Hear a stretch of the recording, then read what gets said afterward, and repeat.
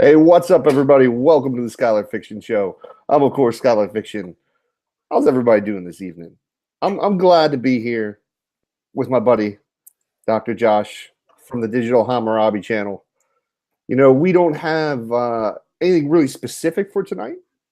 We thought we'd just kind of come on, maybe answer some questions. I have some videos lined up if we need them. If we do decide we want to do a little commentary or something like that. Of course, we could always do a little Bible reading. I've been kind of hesitant. Like I wanted to do it tonight. I'm like, I feel like having some fun. Like I've already had a couple of beers, and I'm like, I don't know if I really want to jump into like a Bible study after having these drinks. I was like, let's just go live. We'll have some fun. As always, if you're a Christian and you'd like to come on to the show, I always invite you first. SkylarFictionShow@gmail.com. Just email me. I'll let you in. You know what? I before we go any further, let me introduce my wonderful co-host, Dr. Josh. Josh, as always, and you're probably tired of doing this every time because I make you. Tell us a little bit about yourself, where people can find more of your stuff, and what you do in these interwebs out there. Thank you very much, Skylar. I'm sorry, my voice is a little off tonight. I think whatever the family has had over the past week and a half, I've now picked up. So. But I'm really happy to be here, Dr. Joshua Bowen, Digital Hammurabi. And I feel like our job here is to sort of hold the line, come to the defense of atheists and agnostics who I think are under attack unnecessarily. Is it kind of like Christmas? The war on Christmas. I'm sorry. Go ahead. No, you're good. So. No, I think that it's good to to make sure that the biblical texts are used correctly and understood correctly, and I feel like that's a good role for me. And of course, being able to provide the wider ancient Near Eastern background to it, all the better. So appreciate you having me on again, Scott. Oh no, anytime.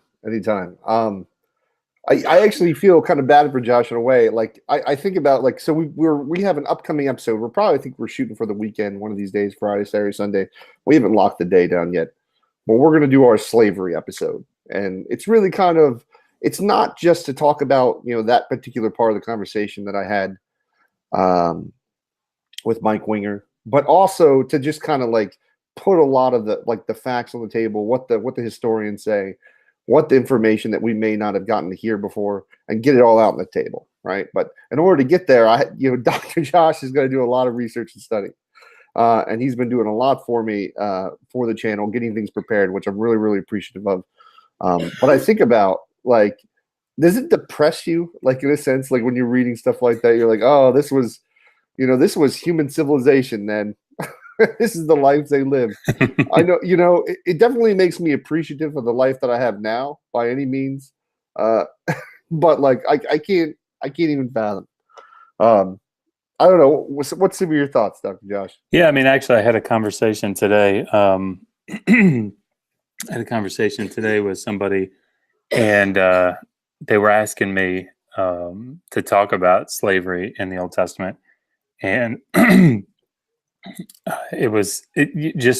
we were out at lunch and saying these things out loud at a table was a little disconcerting, actually, because you feel like should I lower my voice a little, because you're saying things like, yeah, so if if the Israelites, when they went to enforce the ban and they killed the the men of the city, if they saw a beautiful virgin or woman among the captives, and they wanted to have them, and people are looking at me like, yeah, why are looking around? Why are you guys talking about slavery over lunch? Yeah. So anyway, it's true. It's a lot. It's funny. I made me think of a story when I was like a Christian, and I remember it was me and a good friend of mine. It was right after church. And we went and got some lunch or dinner, and we were literally like talking about Jesus for like 45 minutes, like with each other, just over. Like, this is the only part. The only thing was like Jesus. And like this older couple came next to us. I remember, right, like as they were leaving, they're like, "Hey, it's good to see some young men really looking into the Lord and Jesus and putting their hearts in the right places." And we're at the time, we're like, oh yeah, we love Jesus. We sure do love Jesus. Oh man, it's hard to imagine. I don't know how I got into that state of mind back in those days. I can remember. I remember like just praying so much, like praying in cars. Like I remember me and my friend would just pray in cars, like sit in the car and pray for an hour. And like I think back now, like what were we doing? Yeah. We should have been. I could have been doing so many better things with my time. I mean, I remember waking up early, having read through the Psalms, and wake up early in the morning, and it was almost like I don't want to say a competition with yourself, but because competition seems to be like a positive thing. It was more like I'm not praying in my closet long enough. You know what I mean? Yeah. And so you'd wake up and you go, I know I can go for an hour. I know I can maybe 2 hours, and it was very ascetic, I guess. I mean, right? It is. Well, and two, I think what happens often is there is a therapeutic aspect of it, right? And I think it's kind of an unknowing thing. It's not because like God's up there like, hey, feel better. Thanks for praying for me today. Appreciate you this morning. You got that extra hour in, Josh, so that really made the difference to me. So here's a little extra joy today. Sprinkle that on there. Someone's gonna get you those sweet donuts you like when you arrive at work, and that wonderful coffee be waiting for you, right? No, like I think it's more of a sense that when people pray, it's kind of like meditation in a sense. Like usually you're listening, like in the Christian churches, it tends to be that real positive, like catchy music, and then all of a sudden, like you're singing all the words to it, like it's like your favorite song on the planet, and like the emotions are going, and then you just feel better because of all of it. You're with people who are nice to you and showing you kindness, and you just share belief. And I think it has a natural tendency, like meditation, to maybe heal in that way, make you feel better. I shouldn't use the word heal, but maybe make you feel better. I don't know. Yeah. Just my thoughts on it. Audience, you have something to say, Josh? Oh no! I just it's all the psychology behind it. I think is very interesting. So, like the first time I ever saw a non-denominational church, right? I grew up Catholic, so very ceremony. I did communion, did all that fun stuff. Went to confession, which was very, very strange. I still remember to this day that first confession I had to go to. I was totally awkward. Like it wasn't even like a whole booth. It wasn't even like, hey, here's a booth. The priest doesn't know who you are type thing. It was like, here's like this little wooden wall that like you both get up together and leave the room at the same time. Like, it's who you are, And I remember being in line with a bunch of little kids, like waiting, like we're all like 8, 9 years old, maybe even younger. I don't even remember. And I remember getting there and like not knowing what to confess. So started kind of just like making up stuff. Like sometimes I'm mean to my sister when I get in fights with my sister, like these, what, as a little kid, what am I going to say? Like, I didn't really think about that kind of stuff. I wasn't thinking like, what was I doing wrong that the Lord should forgive me for? And I have to ask this guy to kind of be the intermediate over here. Like, hey, can I tell you?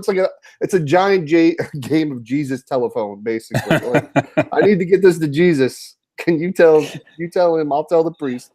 And then you, the priest, you tell Jesus in heaven, and then you make up some kind of arbitrary system where say 3 Our Fathers and 4 Hail Marys, and somehow your sin of fighting with your sister is gone. I'm so. No, I think it's true. It's a fair assessment. It's fair. It's one of those things, man. I think about religion. It's such an interesting thing when you think about how the system works and how it's like the mega churches, right? Like, are the people who go to mega churches aware of like what the situation is that's happening? Like, think about all the money going into a place like that. Like, you think, I try to really think, would you really believe that's what Jesus wanted? That he wanted the minister to be able to have a BMW and to be able to have like giant, 100-inch flat screen televisions everywhere in your church and mega microphones. Like, the pastor needs a helicopter because he can't be waiting in traffic when the Lord of God is on his tongue, just waiting to come out. Sometimes he's got to fly from this place down over here to the next city over.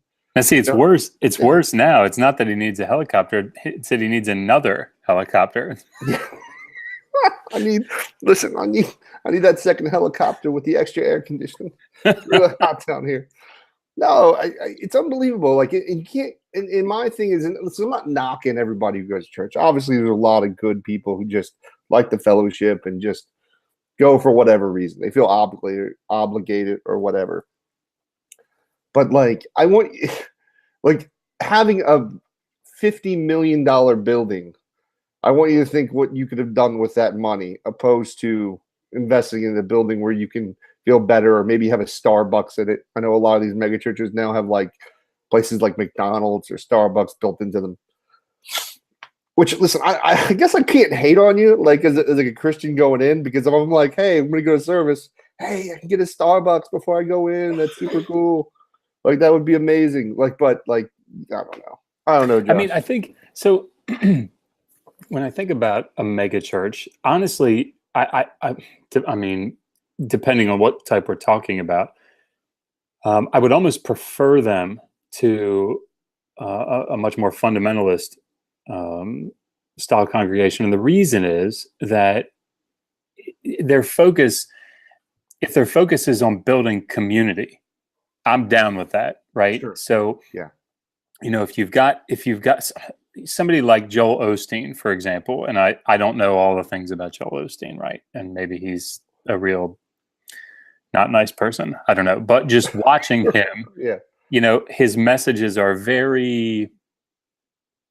very positive. They're not terribly deep. They don't utilize the text terribly much, but they're designed to feel good, right? And to, you know, it's a very uplifting experience to go and listen. You're not beaten down with the text. Very positive message. You go out feeling good after you listen to it, kind of deal. Yeah. And that sort of thing, like using the biblical text in that superficial way, is, I know it sounds strange coming from somebody like me who gets down in the you know, the weeds of the text, but I actually really respect that, because, you know, it's being used very practically, right? It's being used to build community. I mean, it's at least that's how it appears. No, I agree. Yeah, sometimes it can, you know, it can definitely be used in situations. Like, I would rather, if you're going to raise money, like, put that money back into the community. Like, put that money towards education, put that money towards helping the homeless or the poor, things like that. And a lot of churches do a lot of charity. To be fair, there is a lot of charity work that comes from churches. So I can't hate on them too much. I'm just saying, maybe not own a $7 million building or a $10 million building. Just, like, you know what, go out to the park and worship together. Have fun. All right. Audience, now we've got 37 people watching. So if you have a question for Josh or I, just put it in the chat. I'll try to get it, answer it. If you're a Christian and you want to come in tonight, this might be your night. Why not? Come in. Just email me at skylarfictionshow@gmail.com and I'll send you an invite. And we'll have this thing going. Let me make sure. And I have a beer I'm going to go grab in a minute, Josh, which means I have a question prepped for you. Copy that.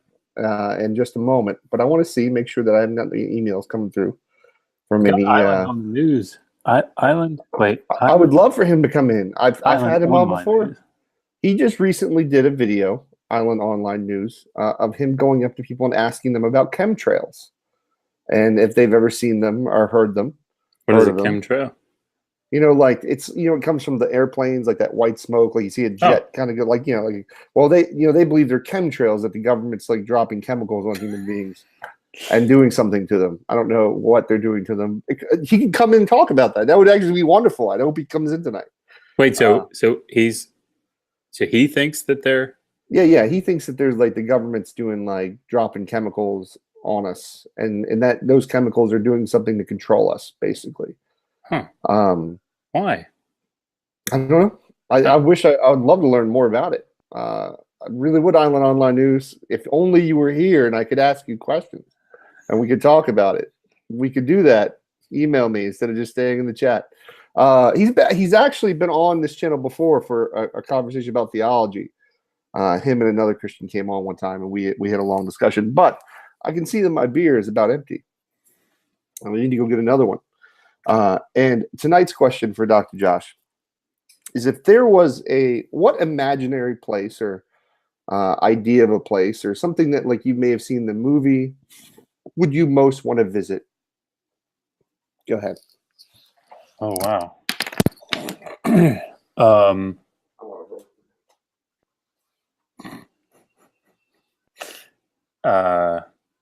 I'm really blanking on that. I'm trying to think of a movie that I really like. Sweetheart, the question is, what imaginary place in a movie would I like to visit? I don't know. Jerry Seinfeld's apartment would be pretty cool. That's not really a movie, but Megan and I have watched the 9 seasons of Seinfeld probably 15 times through together. Either that or go to Dunder Mifflin. That would be interesting to do as well. But that's not probably what he's getting at. 129 West 81st Street. I guess it would be kind of slick to ride in the oh boy, I'm going to screw this up. Sorry, everybody. Millennium Falcon. Thank you. That would be kind of cool. Or the Starship Enterprise. I don't know which Starship Enterprise that would be, but were you talking about Star Trek? Yeah. Well, I said that I don't. I blanked. I froze. It was terrible. Oh, God damn it. What do I have you on for? I know, right? Like, I said Jerry Seinfeld's apartment. That's what I said.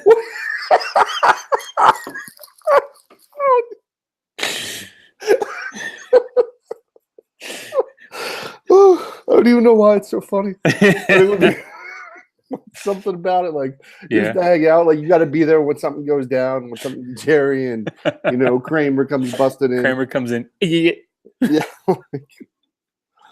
Oh man, I tell you. Oh, sorry, I'm not keeping an eye on this. No, you're fine. Like I should be. I've been drinking these. What are these called? The Cataways. They're actually pretty good. It was like a mixed pack. This is the first time I've been able to drink since I went on that cruise a couple weeks back. I overdid it, and it's nice to be able to have a couple beers. All right, let's see if we have any. Oh, see, people are giving me all these great ideas. Rivendell. That would be kind of cool to go to Rivendell. Hogwarts. Or Hogwarts, yep. Yeah. Yep. See? Man. Missed it. Looks like Island Online News will not want to come in here. It says, what does he say? Skylar is not really interested in honest discussion, so I'd rather talk to you folk for now. See, I don't know what that means. Like, they don't trust me. Apparently, my hat makes me a dirty liar. I don't what is an honest discussion? See, I was telling my 11-year-old this evening. When you talk to somebody, make sure you have people define their terms. Like, what would that, like, how would you define honest discussion? I guess, what would a dishonest discussion be? Yeah. Maybe like you have ill content or like your motives aren't right. I guess maybe you're trying to make them look bad. I guess could be a dishonest discussion. But here's the thing, right? And this is what I tell all I do is ask questions.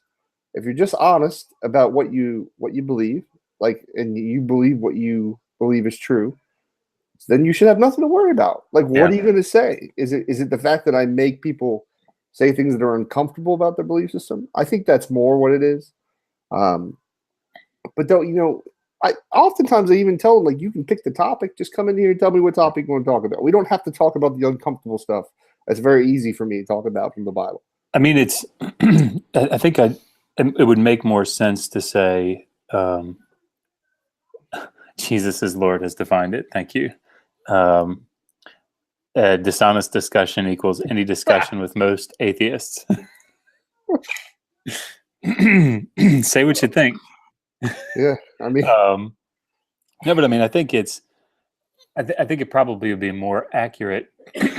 Maybe not accurate because I can't get inside of his head, but I would understand more saying something like, "Skylar's very good at debating," and so I don't want to come in and debate somebody that's good at debating. That would make more sense. Yeah, it's fair. Like just be honest and I'm willing to work with people. I tell people all the time, like, we don't have to.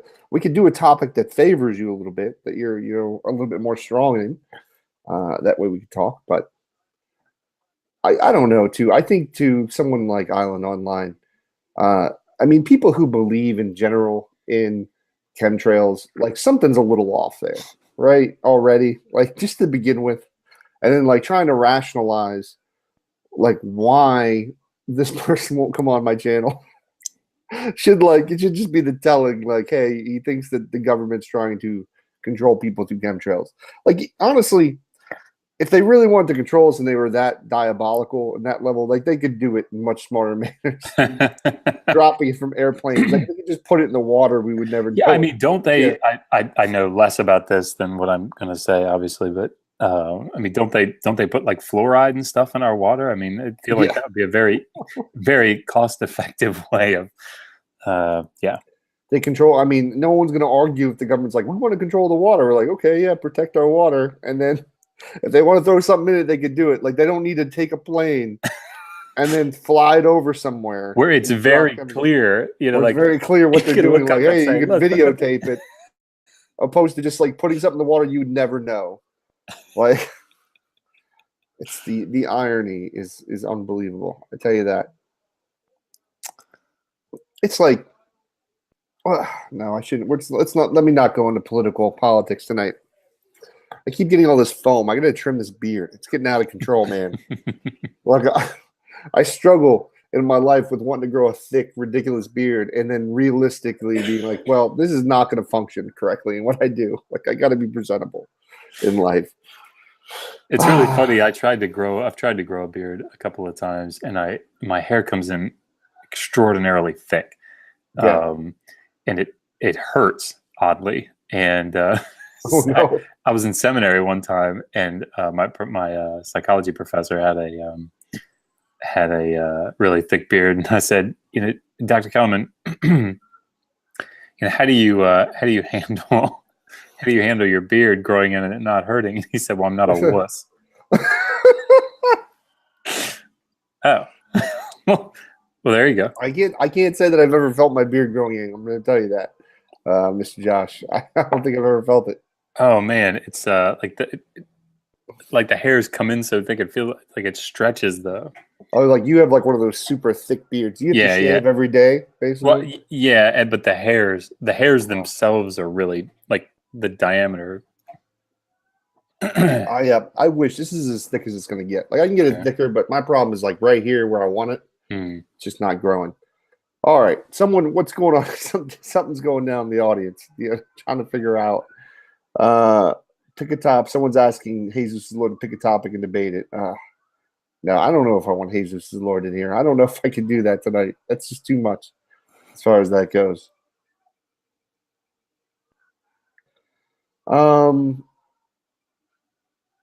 What we could do is we could pull up the video of so I have Matt Powell sent me a video of his movie that he made for his church.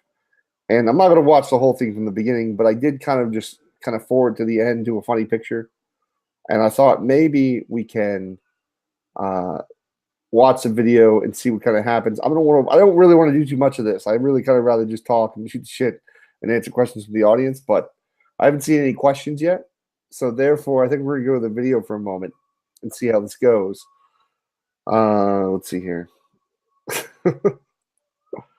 Let's see. Desktop. Let's screen share. Oh, you know what I have to do? I have to import. If you guys can't hear that, it's going to be too much back there. But not God. Well, I need you guys to notice something here. Independence Day. Yeah, there's like, so somehow, what's going to be getting Matt Powell speaking? Oh, it is, there's really Independence Day. Oh my God. Wow. Is that legal? Can they use that? I don't know if they can. I'm pretty sure that's copyrighted. But it's on YouTube, so we'll see if. So I'm 57 minutes in. I just kind of moved forward because I didn't want to go from the beginning. I was like, let's just see what random craziness happens in this video. likely exist. Notice what the writers also say about him. They say he was also becoming more intuitive and speculative rather than relying on mathematical proofs. So Hawking point blank admits that he was becoming more intuitive and speculative rather than relying on mathematical proofs. Steve Hawking said that he was becoming... Why are we talking about Stephen Hawking in this video? Like, they're bashing basically a dead man at this point. This is Ben the Baptist with Stephen Hawking when he passed away.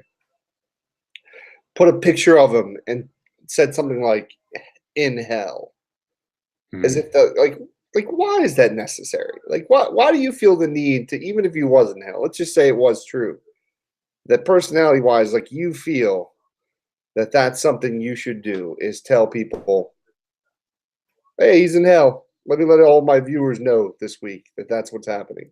Didn't he do something where there was a clip where he's like sitting, preaching a sermon, and he's sitting with like a wig of some sort on, and he's sitting like this, mocking Stephen Hawking? He may have been. It's like, what? I remember watching that months ago, thinking, what in the world? Oh my God! What kind of human being is this?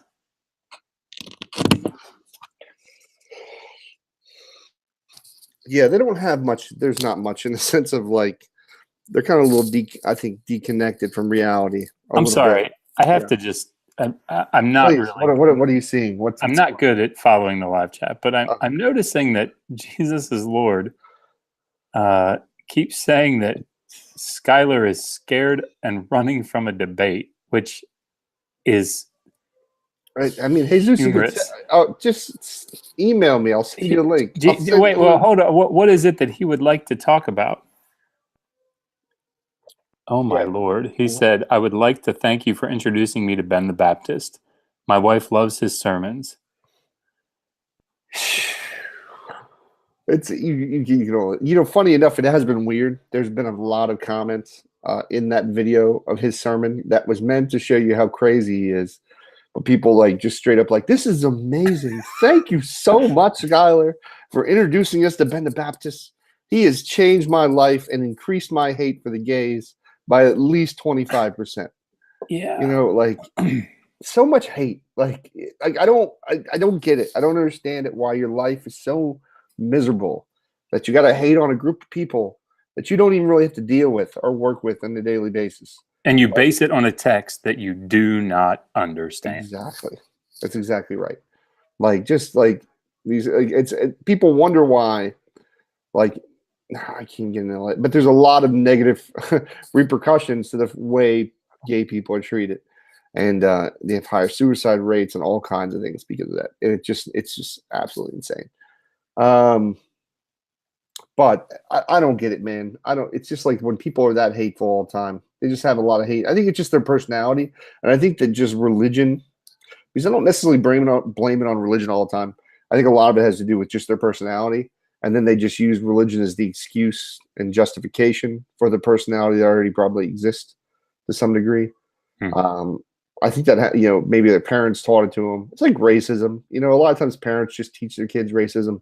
They have no real good reason to believe in those kind of concepts. But, you have someone you love tell you that stuff your whole life. Like, why would you believe any different?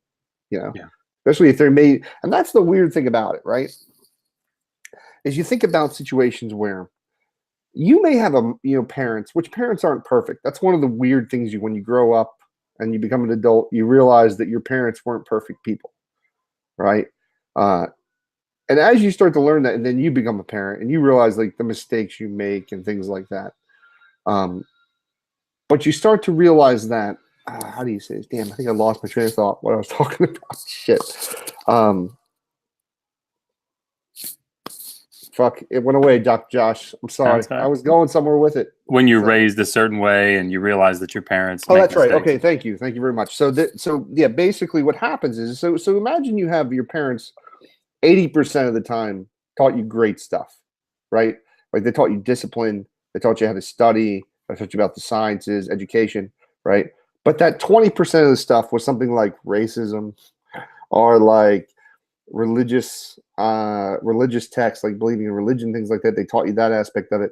Like it's hard because like 80% of the stuff they told you was good, and you understood. You're like, oh, this really worked for me in life. But then when it comes to this other 20%, like you have to look at it and be like, oh, this is I shouldn't discriminate against people because of race, or think that because somebody's a certain color, therefore they're going to act a certain way. I don't know. So am I being too deep tonight? No. In light of this, it's hard for me at times. Yeah, I kind of go back and forth here. Sometimes I think that Jesus is Lord is like actually believes the things that he says, and then sometimes I think he's a troll, and I kind of go back and forth. It's hard. I can't figure it out. Right now, I'm like more on the troll thing. He just put pictures up saying a picture of a male and a female together and wrote natural, and then it looks like two males together and says not natural. And my response to that, in my head at least anyway, is I'd like to ask him to. I don't know this about him, but I'd ask him to go get a PhD in biology, and and then assert things like that, because and I have no background in the sciences at all, but I understand that in the animal kingdom it's actually quite natural, and this would be a place that I think we would want to define our terms, define natural for me. But I'm a troll that believes what he says. False dichotomy, doctor. Normally you don't abbreviate doctor if there's not a name that comes after it, Joe, but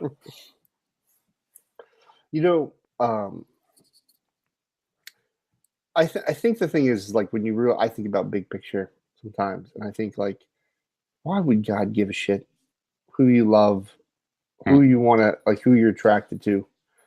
And if he does care about that, why would he make you with the ability to be able to do the opposite of his goal? Right? Like, why would he make it even possible for you to be attracted to the same sex if that's an abomination to him? Like, he doesn't want it, and even if you commit a sexual act in homosexuality, you'd be put to death, according to the Old Testament. Why even do that to human beings? It doesn't make any sense. I don't see how people just whitewash this. Like, put it like, no, I just God is mysterious. Basically, is all I ever hear to answer those kind of questions. It was very interesting, actually. I think it was your discussion with Mike Winger, where you were talking about. Oh man, what were you just saying? Because it just left me. That's right. No. When we were talking about God. Oh yeah, making people like giving people the ability to be propensity. Gay. Yeah. Why would you even make somebody with the ability to be gay if you don't want them to be gay? And it was really interesting because I may be misremembering this, but I think I'm remembering it correctly. His response was, well, why does God make anyone sin? It was something akin to that. And I found that interesting. And again, I want to be very careful because from a theological standpoint, I don't want to misrepresent what somebody believes. But if that's the case, if that's what he was saying, that God gives people the propensity to sin, theologically speaking, that's not very mainstream. Because it's sin is what the fact that Adam and Eve brought sin into the world gives that sin nature that is inherited. However you want to see that sin nature transfer to people, but it's kind of like AIDS in a sense. Like you have sex, and a baby comes out of it, and then that baby will have the disease. You have to have sex though. That's why it's like AIDS. You have the sex. That's where it can come from. It's a weird relationship. I don't know. Don't try to make sense of it. I remember when I did my when I sat for my ordination, I had to. There was a. I think it was like 3.5 hour like process, and it just grilled me on all these theological issues. And one of the questions was name all the all the different aspects of theological investigation, like Christology, bibliology, soteriology, all that stuff. And it was like, list them from memory. And out of nowhere, it's not like I prepped that. And so I'm trying to go through and list them off. it was just such a funny thing. So I got to hamartiology, right? The study of sin. And then they drilled down in that. So tell us about the different theories about how, sin is transmitted. Is it inherited? Is it actually something that comes physically down through the line of humanity? It was, isn't it funny how many imaginary ideas there are about something that doesn't exist? Right? You think about like there's all these different forms of study and ideas and philosophy about what sin is and all these things when it comes to religion, but like it's just something that pretty much doesn't exist. And people have dedicated their lives to understanding it and studying the defense of it, stand in the line of it, you might say. Right. And it's incredible. You think about it, like it's not just religion. There's lots of things within our reality that people just believe and just live their lives, dedicate their lives to it. I think it's like a fascinating thing.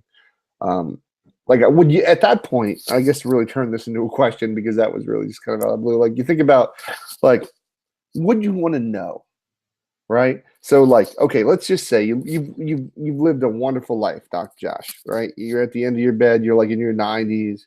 You're surrounded by family, right? You're going to die peacefully, hopefully in your sleep, but you lived a long life. Like, would you want to know if you were completely wrong about everything at the very end?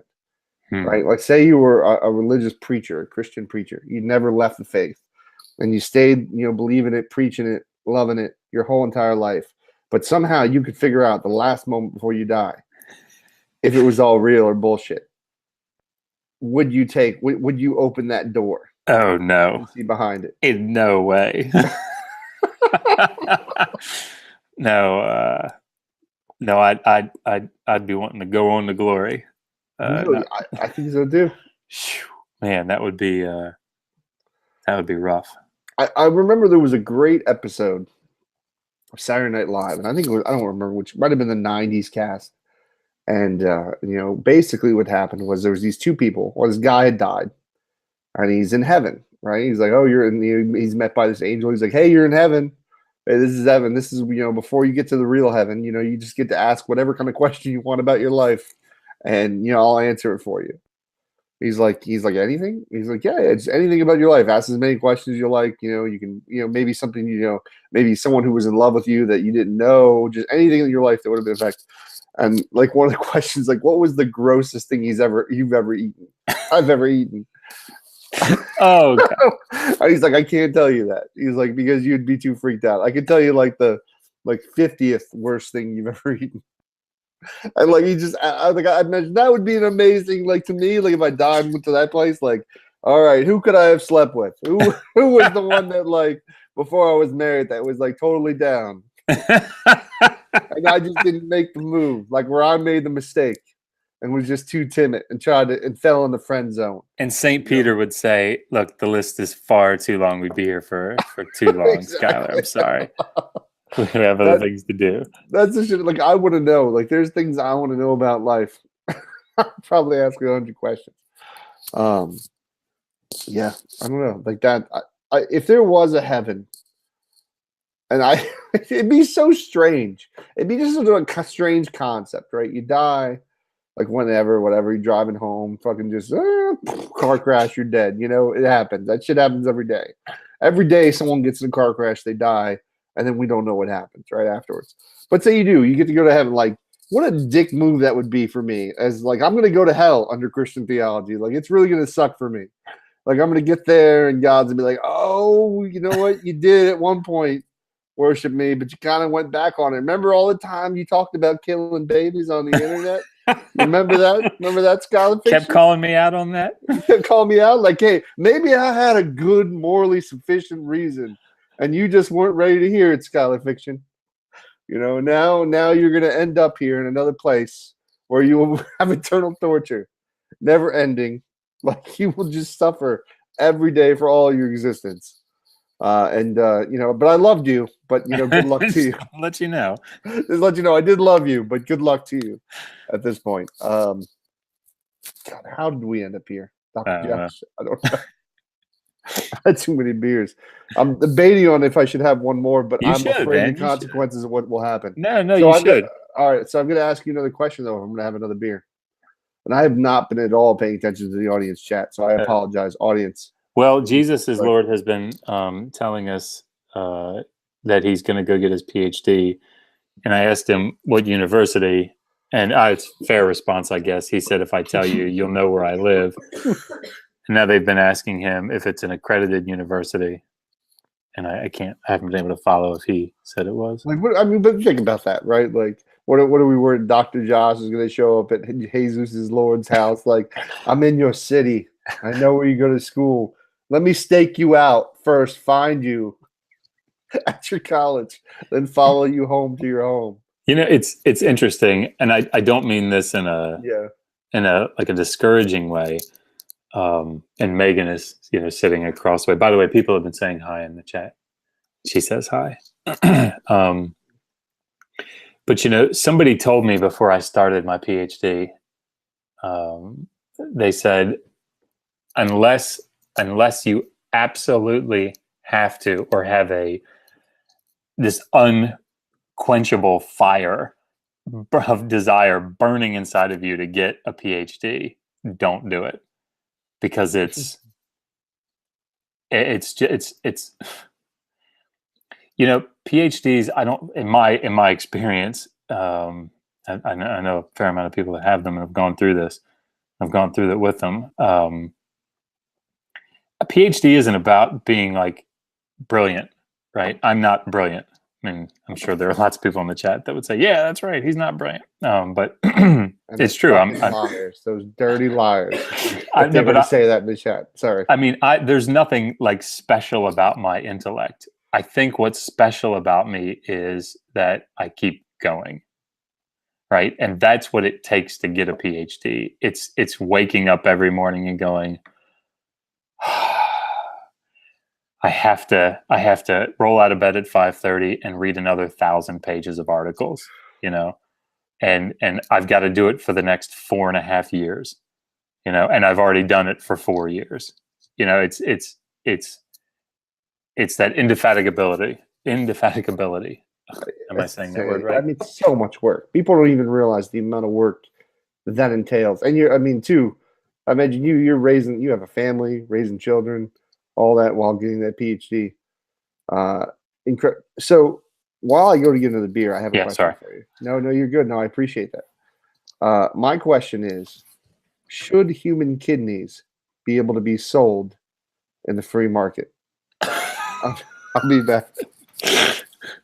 These questions remind me of things like, if you guys have watched Saturday Night Live, Mike Meyer does this thing where he dresses as a woman and he says, the Cold War is neither cold nor a war. Discuss.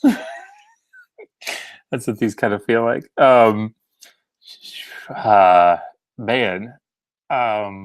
guess, having not thought about this at all,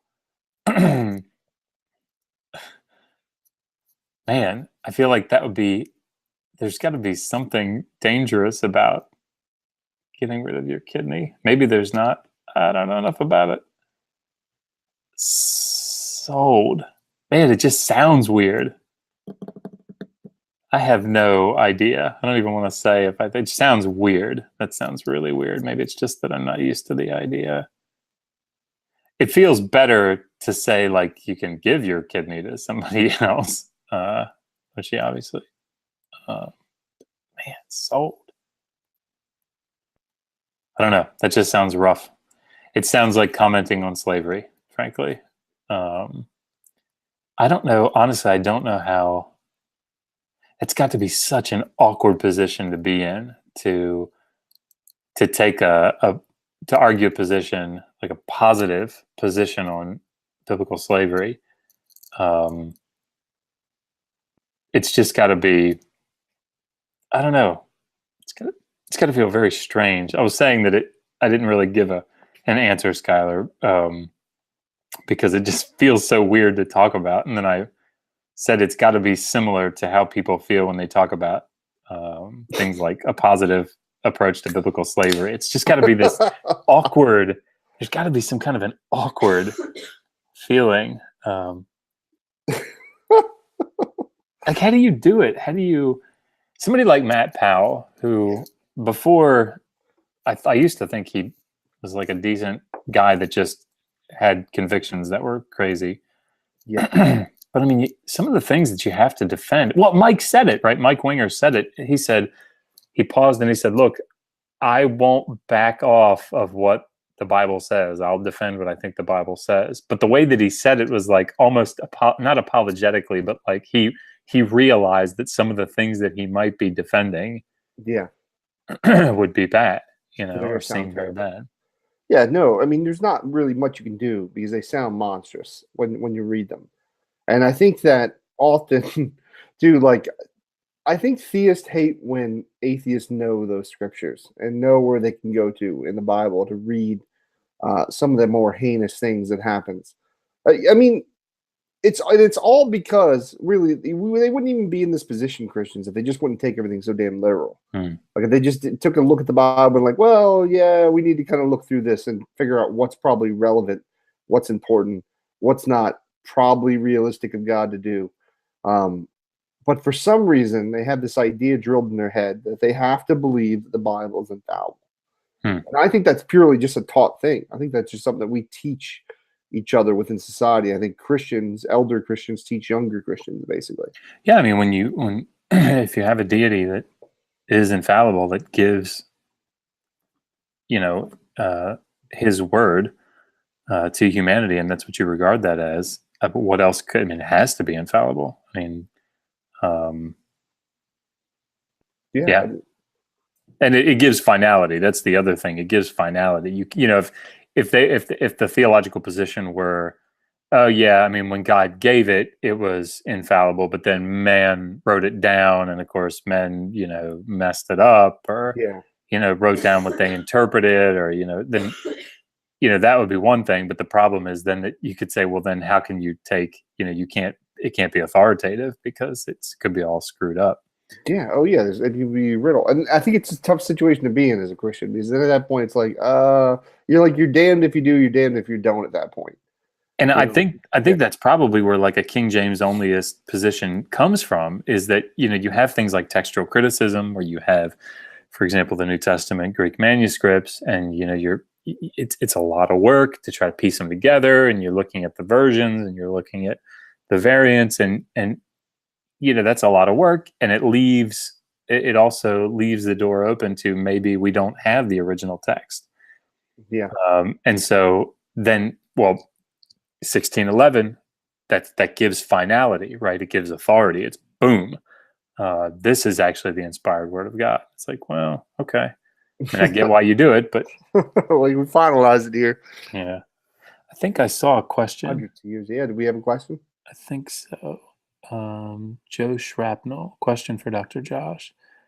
If you had become an atheist before your theology studies, what would you have studied instead? Ooh, that is a good question. Of course, I don't know, obviously, but I wonder if nothing is the answer. And the reason that I say that, so I joined the Air Force when I was 17. I had no desire to do well in high school. When I came out of high school, I had a 2.495 GPA, which, is bad. And I mean, I just didn't care at all. Megan says I was absolutely adorable, though.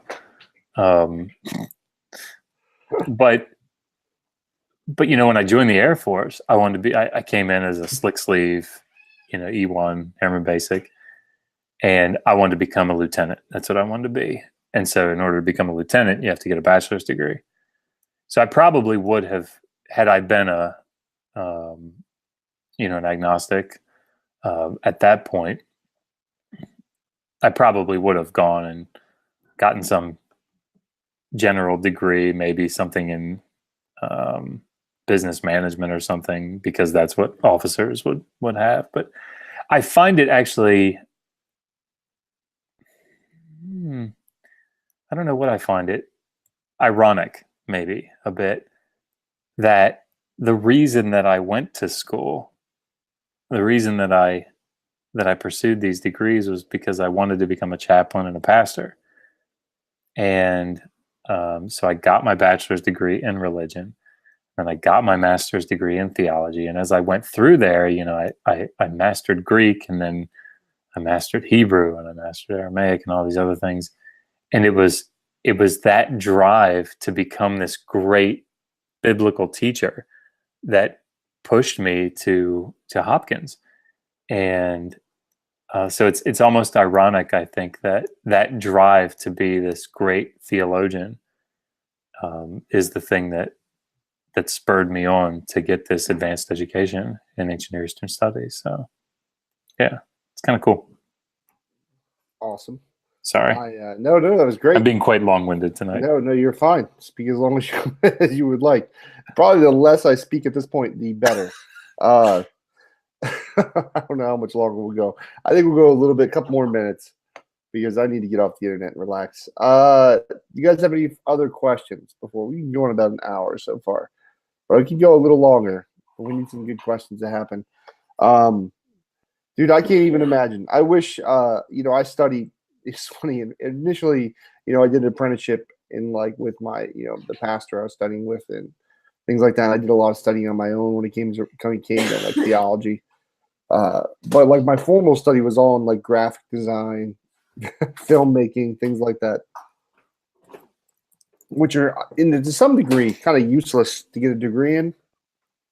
If you can learn the skill, especially today's day, man, YouTube, you can learn so much about video editing technology, how you do some graphic design instead of paying $40,000-$50,000 for a degree. That's really just based on your skill anyways, if you're going to get the job or not, at least in those fields, as far as that goes. Do you want me to give kind of a little teaser maybe of what we're going to do with the slavery response? I think that's a good idea. Why don't we do that, and we'll kind of start wrapping things up. So okay. I think that's a good idea. Josh, please take it away, man. So, okay, I guess I kind of want to preface this whole thing with the issue of biblical slavery is actually quite complex. And it's not just complex because of, or maybe I'll say it this way, it's complex enough if you believe that, the Pentateuch is, or the Tetrarch and then the Deuteronomistic history is the inspired word of God, right? And it's unified. It's complex enough in and of itself. But when you factor in my opinion, the fact that, Exodus, the covenant code, is probably earlier, and whether you see the code in Deuteronomy and the holiness code, whichever one you see coming next, and then the one after that, those two are later, and there are differences in sometimes subtle ways between them. That it becomes even more complex, right? Because you have to get at what it is that the writers are doing. Why are they seemingly updating some of the things that, or being more specific, perhaps, things from the Exodus code. So anyway, it's very complex. So we'll try to address some of those issues, at least to some degree. But the point, I think, and Skylar, correct me if you want to do this differently, but the point, I think, is to try to address the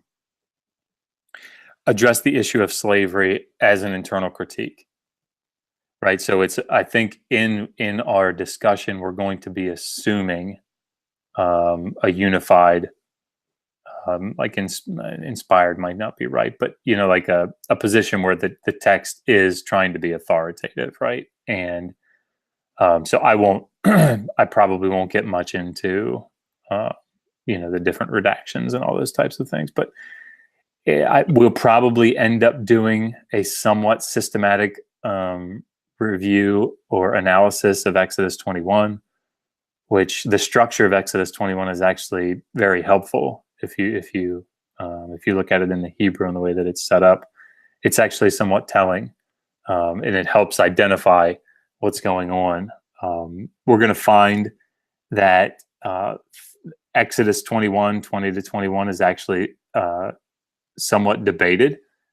There was something that came up in your discussion as to whether it was chattel slavery, which, by the way, exists in biblical slavery. Sorry.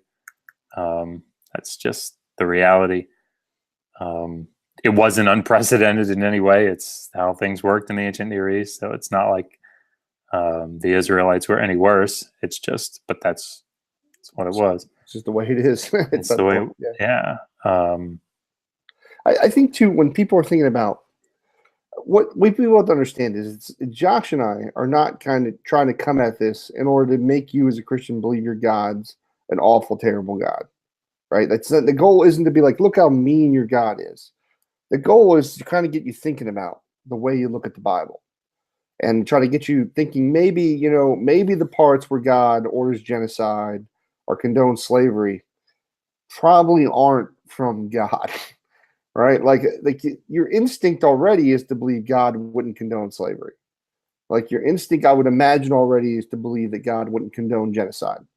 So the thing is when push end up coming as a shove is when you're arguing with an atheist and they're pointing out these scriptures where God does these things, is that you can take the moment to be like, yeah, I don't really think God actually ordered these things. Like maybe God wasn't condoning slavery. Maybe this was human beings just trying to come up with some kind of law system in order to run their society, right? That's probably the more realistic situation here. We're just trying to give perspective, help you understand that, like, not just to believe as if like this culture was unique, like as if the Israeli culture like treated slaves any differently than like other cultures, basically. Yeah, and I mean, and we'll talk about this. So essentially, there is what I would consider to be mainstream, near consensus or consensus view on a lot of these issues, right? It's what the majority of scholars hold to that are in the field, and the field of ancient Near Eastern law is actually a pretty popular thing. Dr. Raymond Westbrook, the late Dr. Westbrook, was like a giant in the field, and he wrote ad nauseum almost on ancient Near Eastern law, including the biblical text. So, I mean, you can, if you guys want references to those works. Actually, I put a small little video up on our channel on slavery, and I referenced his book. I think it was just Law in the Ancient Near East, but it's like a 1,400 page book or something, 2-volume set. But it covers law in all the periods of the ancient Near East, Egypt included. But anyway, so we'll talk about the major passages. I don't know if it'll take more than one video. We'll see what happens. Yeah, we'll see how we can talk a lot. But all right, I think I'm good for tonight. I think I'm ready to end this and go relax a little bit. I appreciate everybody for watching. Make sure if you haven't subscribed to Digital Hammurabi, Dr. Josh's channel, it's in the description. Make sure you do that. And now, like I said, we're thinking the slavery video probably sometime this weekend is what we're looking at. Thank you all for watching here. We appreciate you. Hit the thumbs up button, subscribe, show a little love. We got Patreons too.